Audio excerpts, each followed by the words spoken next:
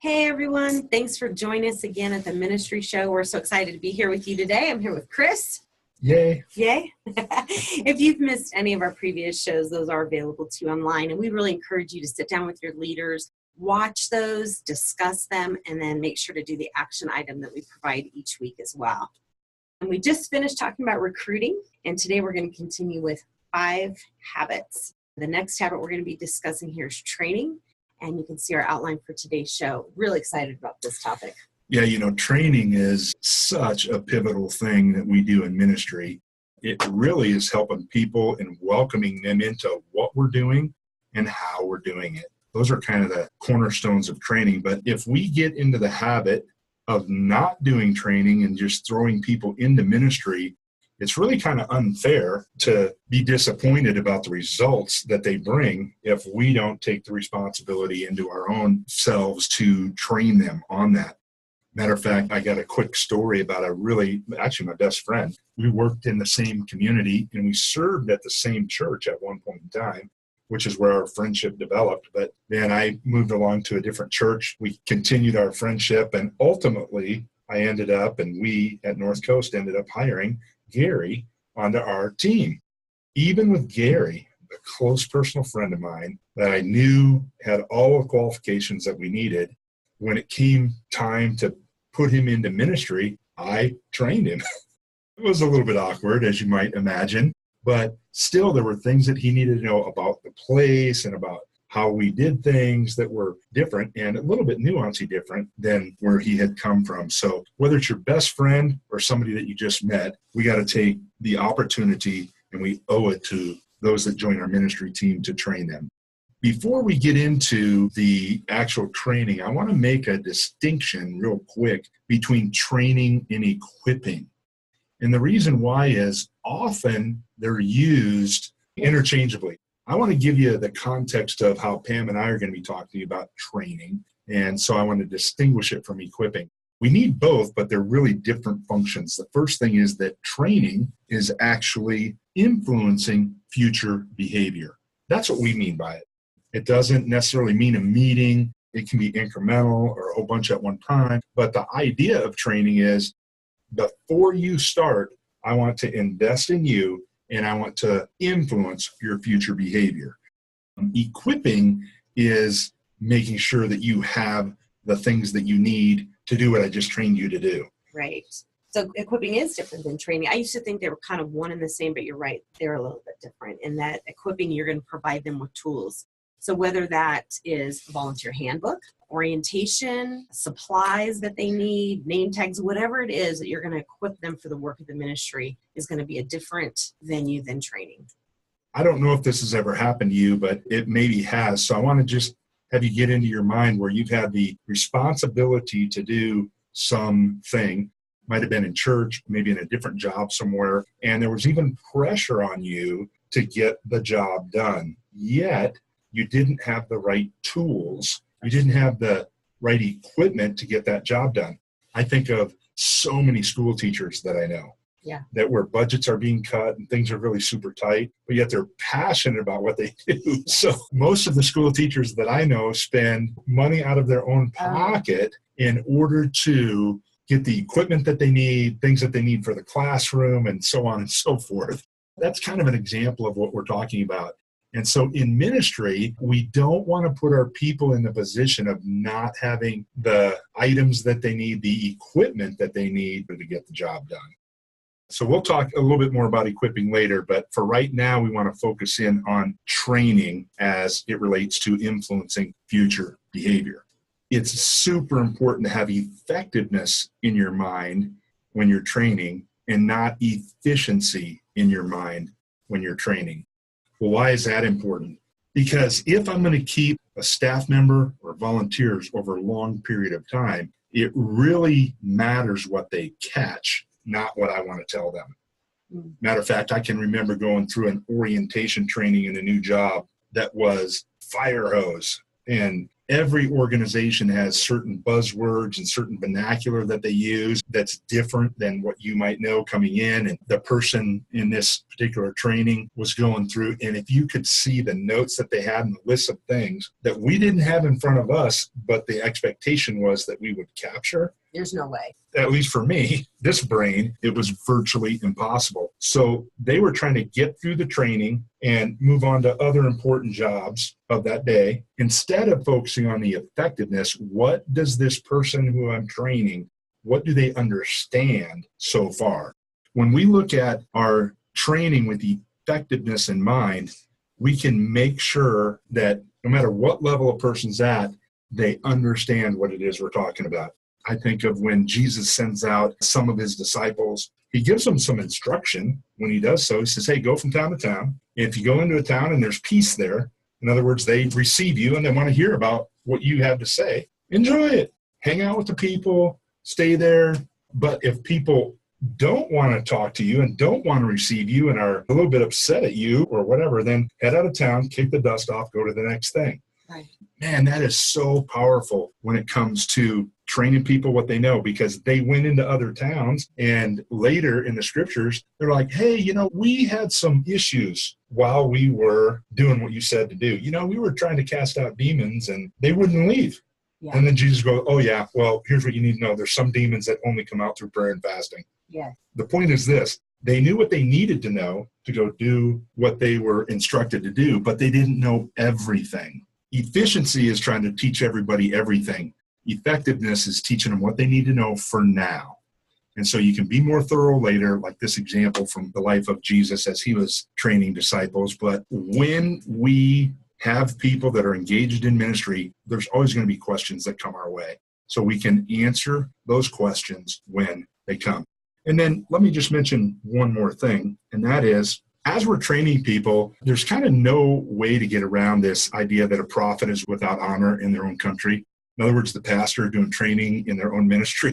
To get around that, for me, what I did a lot was use a lot of quotes from either books or other pastors and church leaders so they can see that this idea isn't only my idea, but reinforces that thought. And then, Pam, something that you did that is really good, bringing in outside experts on a particular field or something like that is really a good idea too. Yeah, there's nothing like leading your own training. But you're right, I did bring in probably about once a year. I had a friend named Robin, and her expertise is brain development and spiritual development in children. I know that, like the tip of it. It would take me months to learn what she's already learned and what she teaches and what she's known for. So I brought her in. She did an incredible job. But again, you also want people that come in who know your ministry, who know your DNA, who understand your heartbeat for ministry. And so there's that mutual edification. As we're sort of setting the stage for training, talking about training versus equipping, effectiveness versus efficiency, inside versus outside expertise, there's just one more element to training that's really important to understand. And that's the difference between orientation training and ongoing training. Those are really the two primary types of training that you'll do in your ministry. I personally think that orientation training is the most important training that you'll ever do because it does a couple of things for you. Number one, the orientation training sets the tone that you're the leader, and then it gives the new person the overall view of what's going on within your ministry. So when we take the time to orient people, they can get started quicker and with more confidence. Ongoing training is a little bit more like the investment that we make on an ongoing basis over a long period of time. As we move forward on this training segment, the habit of training, we're going to be talking about orientation training and ongoing training. Probably orientation was one of my favorite. I love ongoing training, but orientation was a time where we could also share the vision of the church, how it got started. Some people are new to our church and we forget, maybe have had this church for 20, 30 years and now you have a new person who comes. They don't know how it all started in someone's basement. You can share all those fun stories that they can see what God has done over the years. So I love orientation for that reason. You're right. It gives you that overview so that they know what to expect, builds that relationship, and it gives people an opportunity to ask questions that maybe later they forget to, or it's just good dialogue. I really enjoyed orientation sessions. So it's really interesting. Just heard from Pam that was her favorite training. It was always my least favorite training because orientation training was the same or virtually the same over and over and over and over again. It didn't change much. I like a lot of variety. And so my favorite kind of training is ongoing training. But hear me on this. If you don't orient people well to ministry, the likelihood that they'll last over a long period of time diminishes significantly. Don't skip over it, whether it's your favorite thing, like it is for Pam, or whether, like for me, the least favorite, but still got to do it with energy and enthusiasm and get our own psyche into these new people and what they might be thinking and feeling. We got a couple action items again for you today. So Pam, will you walk us through this? Yeah, so an action item I would say is allow your volunteers to give you feedback. That's one thing that I did. I actually enjoyed it because I got to hear some areas where I didn't realize that I was doing that well. So that was good. And other things where I need to step up and do a little bit better. Communication seems to always be the feedback you get across the board. We can all get better at that. But church management software is a key in this, I believe. If you're using Church Community Builder, I absolutely love the forms that we have available. Not only because of the options in the creation of the forms, but the automations that are involved there so that I can do great follow-up. There's also the opportunity for anonymous forms, but I know how you feel about those, Chris. Well, let's not get into that right now. But anyway. No, explain why, because you had a good point. Oh, I did. Well, yes. If I get information anonymously as a pastor and church leader, first of all, I don't know how to weigh that. Is this from a new person? Is this somebody brand new that doesn't understand our systems and processes, much less why we even exist as a church? I might not even have a clue if they're a believer, if they're not a believer.